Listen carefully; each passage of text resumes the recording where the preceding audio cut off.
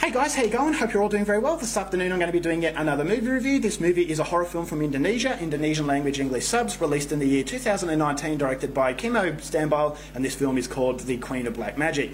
So The Queen of Black Magic is set in a rural orphanage. You've got the main character who is a father of 3 children and has a loving wife, but all of the fortune that he's had in his life, he owes it to the owner of this orphanage because this is where he grew up.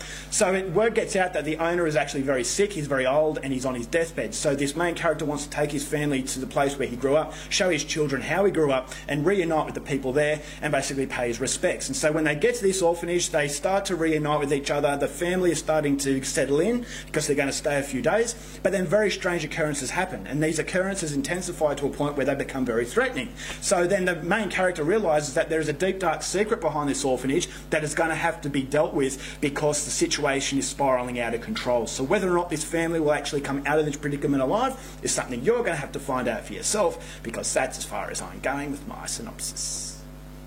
Now my thoughts on The Queen of Black Magic. I was told before watching this movie that this is actually a remake of a 1980s Indonesian movie of the same name. So I haven't seen that movie. I didn't even know that movie existed. So if you want to make comparisons, please feel free in the comment section below. But for me, I'm basing my opinion on this movie alone. And the reason why I really wanted to see this movie was that, number one, it's an Indonesian movie. Now Indonesia have really made a name for themselves in recent years, especially with Gareth Evans' masterpieces The Raid and The Raid 2.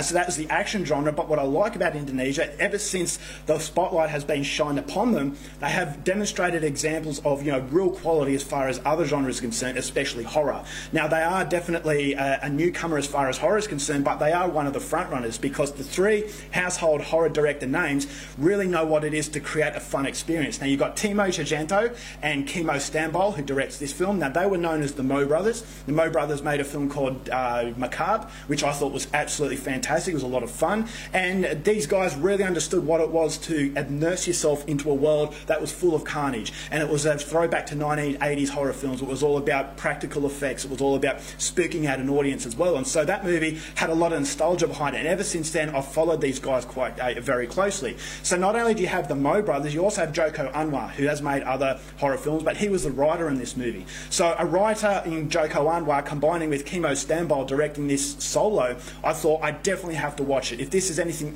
if history is anything to go by, then this movie is going to be absolutely, it's going to blow my mind. It was going to be a movie that I was going to rush out there and recommend to everybody. So the expectation levels were very high.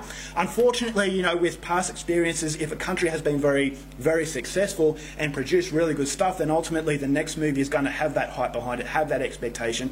And I was hoping that this Kimo Stambal combining with Joko Anwar would create another movie from Indonesia that was going to be absolutely fantastic. And I will say that this movie is handled very, very well. But unfortunately, there is a major issue that does prevent it from being an absolute standout. So this is definitely a standard horror film. It has all the standard horror tropes, but it handles those horror tropes so well as that I knew that how this movie was going to transpire, but ultimately I wanted to go on the journey because Kimo Stambal has a lot of love behind this film. It actually felt like a genuine horror fan, and that genuine sort of fandom of a genre comes through, and you as a viewer loving the genre have a lot of fun with this director. You go along with this director in a joint experience, and that joint experience is just it just made me think to myself, I'm watching a movie of the old days. I'm just enjoying the carnage that is unfolding in front of my eyes. But then you also have an atmospheric side of this horror film. The atmosphere, the rural orphanage, I thought was fantastic. It was a very strong platform. The template for horror was actually executed very well. You have some set pieces that were handled expertly. Combining that with the soundtrack, I thought it really crept under my skin and made the hairs on the back of my neck stand up. And you've got shades of J-horror, where it's these spooky ladies coming out of the shadows. You've got jump scares, you've got gross out gore, and you've got, just as I said, some real psychological elements thrown in there as well, combining with the story where you want to know a little bit more about. And so the way that the movie unfolds, I thought, was just a lot of fun. Is that it does have a level of predictability, but the way it was handled, the visuals, the production, the acting especially, I thought was very good, especially from the young boy named Haki. He was fantastic. His reactions to certain things I thought was of a very high standard for someone his age. So it's definitely an actor to look out for. I don't know what his real name is, but he actually portrayed that little boy very well. I thought it was actually quite authentic the way he was handling things. So the supporting cast, they were all fairly likeable characters, but then as the situation starts to spin, these characters have a little bit more ambiguity to them, and therefore you start to doubt your first impressions. And if you're doubting your first impressions, this is an evolution of a story. So Kimo Stambaugh utilises a story to a level where I never really felt bored. And so you have gore effects that were very, very well handled. So if you go into this film expecting gore, that's exactly what you're going to get. So as I said, the soundtrack, it plays a vital role in actually creeping you out, and so it does possess what it is to be a horror film. But ultimately my problem is that it is a standard horror film.